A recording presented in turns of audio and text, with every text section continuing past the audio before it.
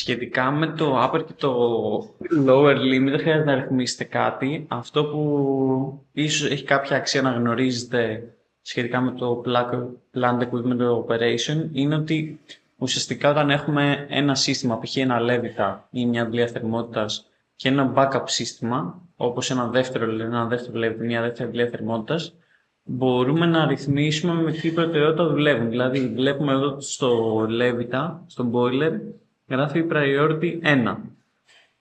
Σε περίπτωση που είχα και έναν δεύτερο, θα μπορούσα να ρυθμίσω ποιος λειτουργεί πρώτος και ποιος δεύτερος και έτσι να αναθέσω στο εκάστοτε σύστημα το φορτίο που θέλω να αναλάβει. Για παράδειγμα, αν έχω ένα φορτίο 40 kW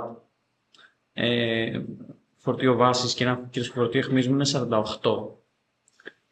Ο Levitas μου, ο μικρός ας πούμε, θα μπορεί να παραλάβει μόνο το φορτίο αιχμής και ο μεγάλος μόνο το φορτίο βάσης.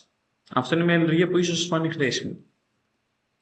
Τώρα, το επόμενο κομμάτι που οφείλουμε να ρυθμίσουμε είναι η προσθήκη ζεστού νερού χρήσης. Οπότε θα πάμε πάλι στο HVAC system και θα προσθέσουμε ένα domestic hot water loop και αντίστοιχα ένα solar heating loop. Εφόσον αυτά τα δύο συνδεθούν, θα πρέπει να πάμε στο demand subloop του solar loop και ουσιαστικά να επιλέξουμε ποιος θα είναι ο συλλέκτης μας. Εδώ καθορίζουμε την παροχή μάζας, ποιος είναι με βάση τα κριτήρια που έχω σχεδιάσει πάνω στο κτίριο. Άμα δείτε, στο κτίριο έχουμε σχεδιάσει ένα ηλιακό συλλέκτη 19,6 τετραγωνικά. Είναι αυτός εδώ. Εφόσον τον έχω σχεδιάσει εκεί, μπορώ να τον επιλέξω αντίστοιχα και στο κομμάτι του Detailed HVAC Modeling. Απαραίτητο στοιχείο για να σας τρέξει είναι να βάλετε ένα hot node sensor για τον έλεγχο του ηλιακού συλλέκτη. Σχετικά με τις σταθερές μπορείτε να τις επιλέξετε ανάλογα με το συλλέκτη που θα πάρτε. Μπορείτε να φτιάξετε και δικό σας. Αφορούν τους συντελεστές δυναμικών απολειών που κατά πάσα πιθανότητα έχετε αναφερθεί στο μάθημα της ηλιακής ενέργειας. Πώς φτιάχνετε δικό σας, επιλέγετε είτε προσθήκη νέου αντικειμένου, είτε αντιγράφετε ένα από τα υπόλοιπα και το κάνετε edit. Δηλαδή θα έρθετε εδώ πέρα, θα βάλετε την επιφάνεια, την παροχή μάζας, τι test correlation type έχει και τους συντελεστές. Σε επόμενο τόνο θα πρέπει να ορίσουμε και το Water Outlet Group. Τι είναι το Water Outlet Group? Είναι ουσιαστικά εκεί που διαχειριζόμαστε το ζεστό νερό. Τι τύπο εναλλάκτη έχουμε. Αν δεν έχουμε εναλλάκτη, αν έχουμε εναλλάκτη μοροής, αντιροής, απλό ιδανικό, και με απλό ιδανικό να δουλέψετε είναι μια χαρά. Τι είδος εξοπλισμού έχει, πώς ουσιαστικά λειτουργεί με το νερό που συλλέγει. Οποιοδήποτε και να κάνετε είναι εκεί. Το επόμενο κομμάτι αφορά να βάλετε ένα set point στο ζεστό νερό χρήσης. Ένα OK set point στο ζεστό νερό χρήσης είναι 50 βαθμοί Κελσίου. Εδώ έχει 55, δεν μας δημιουργεί κάποιο πρόβλημα και πρέπει να γνωρίζουμε τι θα κάνουμε αυτή τη θερμότητα. Δηλαδή, ας πούμε, αν θέλουμε να δώσουμε αυτό το ποσό θερμότητας σε μια συγκεκριμένη θερμική ζώνη, αυτό θα επηρεάσει τον υπολογισμό θερμικών φορτίων.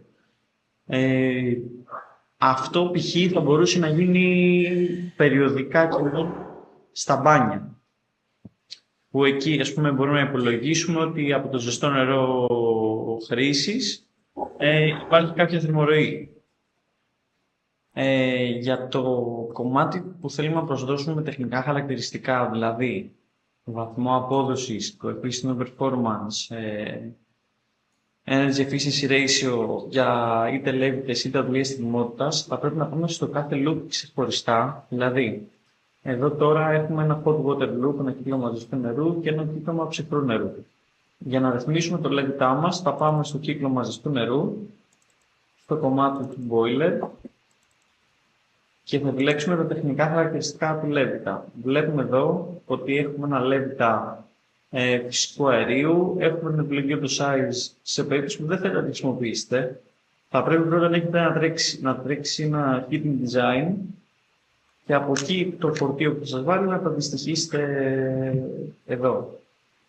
Μπορείτε να βάλετε την απόδοση του λέβητα. Εμείς έχουμε επιλέξει ένα λέβητα 95%. Τι παροχή μάζας θα έχει και τι καμπύλη απόδοση θα έχει. Αντίστοιχα να έχει και τους συντελεστές μερικού φορτίου. Όλα αυτά είναι πράγματα που μπορείτε να ρυθμίσετε. Μπορείτε να βάλετε και δικιά σας καμπύλη εδώ πέρα, όπως προανέφερα και πριν. Γενικότερα αυτό είναι σημαντικό να το γνωρίζετε ότι σχεδόν τις περισσότερες ρυθμίσεις που θέλετε να κάνετε στο Design Builder μπορείτε να τις επιλέξετε μόνοι σας με τεχνικά χαρακτηριστικά που θα βρείτε από καταλόγους που έχουν από γνωστές εταιρείες όπως είναι η Daikin, Carrier κλπ. Εφόσον έχουμε ρυθμίσει το λέβητα στα τεχνικά χαρακτηριστικά που θέλουμε, θα πάμε να κάνουμε ακριβώς το ίδιο και το ψύκτημα. Βλέπουμε ότι έχουμε έναν αερόψυχο ψύκτη. Πάλι εδώ στο reference capacity χρησιμοποιούμε το auto size, το οποίο τι θα κάνει, θα βάλει την τιμή από το cooling design που θα βρει όταν τρέξει τη προσωμείωση. Έχουμε βάλει ένα reference προεκτήσεων το performance το 4,5. Τις θερμοκρασίες, αντίστοιχα υπολογίζεται και η ροή του νερού, οι συντελεστές του και οι καμπύλες απόδοσης. Και εδώ, παραλαμβάνω ότι πάλι μπορείτε να βάλετε μια δικιά σας καμπύλη με τα δικά σας χαρακτηριστικά, προκειμένου να βάλετε μια πολύ συγκεκριμένη αδεία θερμότητας που εσείς θέλετε.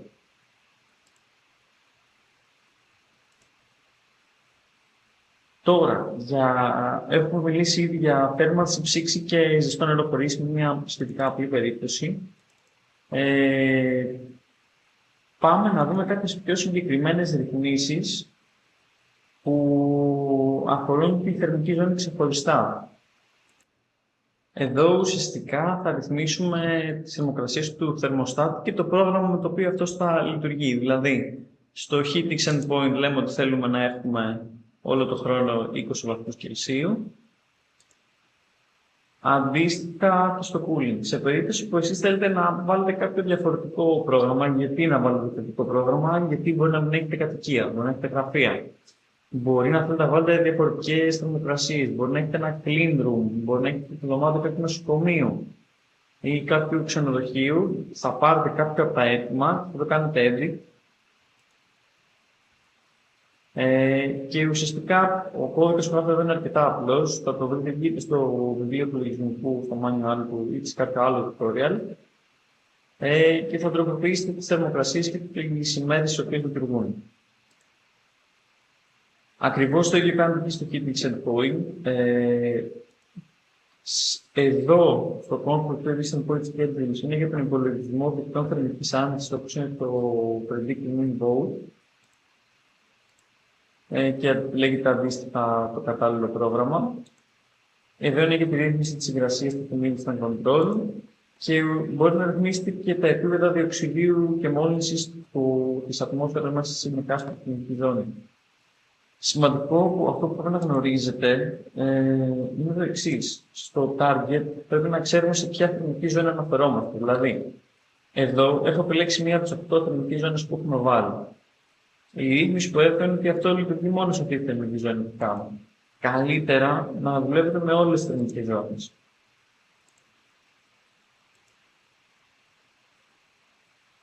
Εφόσον έχει καθοριστεί και αυτό, πρακτικά έχουμε ολοκληρώσει το κομμάτι του Detailed HVAC Modeling. Σημαντικό κομμάτι για τη διαστασιολόγηση αφορά να ξέρουμε στο περίπου που βρίσκονται και τα φορτία μας. Για να το κάνουμε αυτό, πρέπει πρώτα να έχουμε τρέξει ένα heating design και ένα cooling design. Δηλαδή, μπορεί εμείς να μην θέλουμε να δουλέψουμε με βάση το size. Για τον χύψη λόγο. καλό είναι να έχουμε μια εικόνα για το σύστημά μας, έχοντας τρέξει ένα hidden design, για να ξέρουμε πού βρισκόμαστε. Δηλαδή, ας πούμε, τώρα θα τρέξει μια προσομοίωση steady state και θα μας πει ότι το μέγιστο φορτίο μας ανέρχεται σε κάποια κιλοβάτ. Βλέπουμε εδώ, ας πούμε, ότι το συνολικό φορτίο είναι 54 κιλοβάτ. Άρα, για αυτό το σπίτι με ένα level 54 κιλοβάτ είμαστε μια χαρά. Αντίστοιχα, το ίδιο θα είναι και για το cooling design.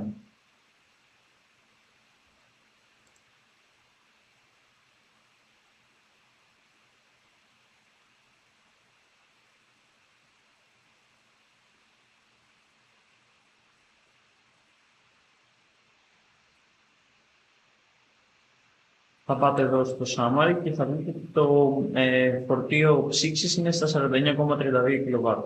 Άρα καταλήγουμε ότι με ένα LED 54 κιλοβάτ και με ένα ψήκλι των 49,5-50 κιλοβάτ, ας πούμε, το συγκεκριμένο σπίτι καλύπτεται.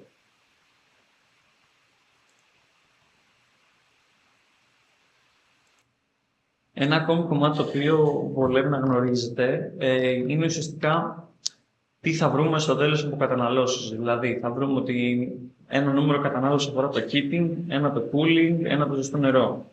Υπάρχουν και ο υπόλοιπος ηλεκτροβιχαρολογικός εξοπλισμός που υπάρχει στο συγκεκριμένο σύστημα, το οποίο αφορά τους ανεμιστήρες και τις αντλίες. Πού έχουμε ανεμιστήρες, έχουμε το supply fan στο κάθε cooling unit και οι αντλίες μας είναι μία στο κύκλωμα ψυχρού νερού, μία στο κύκλωμα ζεστού και δύο αντλίες στο σύστημα του ζεστού νερού χρήσης, μία η οποία πηγαίνει από το δοχείο στο συλλέκτη και μία που πηγαίνει από το δοχείο ουσιαστικά στην εκάστοτε τερμική ζώνη. Αντίστοιχα, για κάθε loop που χρησιμοποιούμε υπάρχει και ένα set point manager ο οποίος ρυθμίζει τη θερμοκρασία σε αυτό. Δηλαδή, ας πούμε, στο κύκλωμα του ψυχρού νερού υπάρχει ένα set point manager στον οποίο μας λέει τι θερμοκρασία ψυχρού νερού θα έχουμε, που λέει ότι το συγκεκριμένο κύκλωμα ψυχρού νερού λειτουργεί με 6 βαθμούς. Λάβετε υπόψη σας ότι περισσότερες αντλίες θερμότητας και που λειτουργούν με κυκλώματα νερού, κατά κύριο λόγο από 30 κιλοβάτ και πάνω, δουλεύουν σε θερμοκρασίες 6 με 10 βαθμούς. Οπότε σε ένα κύκλωμα ψυχρού νερού θα δούμε να το έχετε αυτό υπόψη σας. Δηλαδή, άμα δείτε εδώ και στα προτινόμενα, σας έχετε το chill water flow set point είναι στους 8,5 βαθμούς. Αντίστοιχες ρυθμίσεις έχουμε και στο κύκλωμα του ζεστού νερού.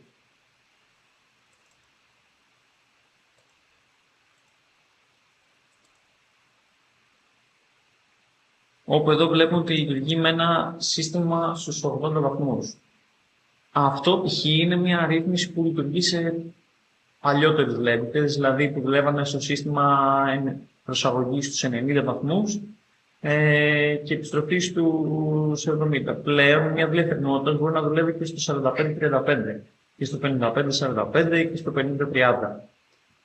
Οπότε προφανώς αυτό είναι μια παραδοχή την οποία εσείς πάλι μπορείτε να την κάνετε τέτοια και να τη ρυθμίσετε. Αντίστοιχα, θα δούμε ότι στο κύκλωμα του ζεστού νερού χρήσης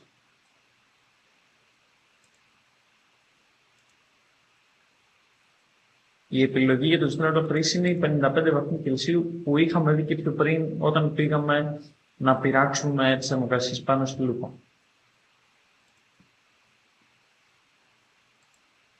Γενικότερα πρέπει να γνωρίσετε ότι έχετε πραγματικά άπειρες επιλογές για το πώς θα κάνετε detailed HVAC modeling.